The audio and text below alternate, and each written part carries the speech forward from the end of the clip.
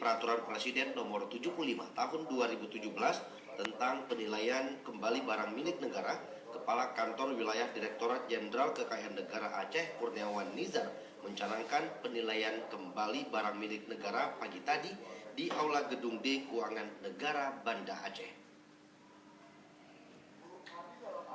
Turut hadir dalam acara tersebut PLH Kakanwil Ditjen Perbendaharaan Aceh Fauzil Amri, Kepala Kantor Pelayanan Kekayaan Negara dan Lelang Sabang dan Blok Sumawe, serta para kepala bidang di lingkungan Ditjen Kekayaan Negara Aceh.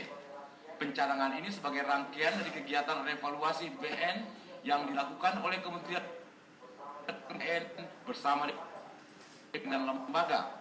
Dalam sambutannya, Kakanwil DJKN Aceh Kurniawan Nizar menjelaskan program berskala nasional ini akan berlangsung selama 2 tahun 2017-2018. Dalam kurun waktu tersebut, pemerintah menilai terhadap 934.409 item barang yang meliputi bidang bangunan, jalan, irigasi, dan jaringan yang diperoleh sampai dengan 31 Desember 2000. Khusus untuk kembali 1.036 satker dengan 43.152 item barang milik negara berupa bidang tanah, gedung, bangunan air, jalan, dan jembatan. Nilai aset sebesar itu bukan karena apa-apa, tapi waktu itu banyak aset belum terbit valuasinya. Revaluasi dilakukan untuk mengetahui nilainya sekarang yang sudah meningkat secara signifikan. Pergerakan penilaian awal di 2007 itu memang di awal itu masih terlihat ada beberapa yang katakanlah tadi bahasa tidak terlantar, tidak diberdayakan dengan optimal.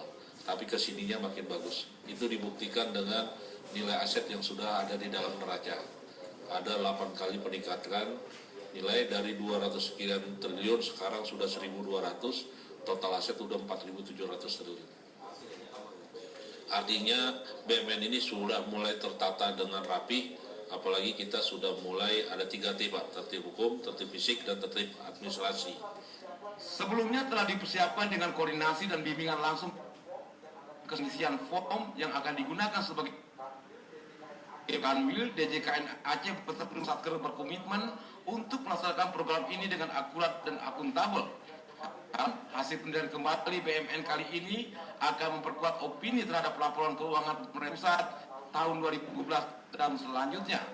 Tim Liputan TVRI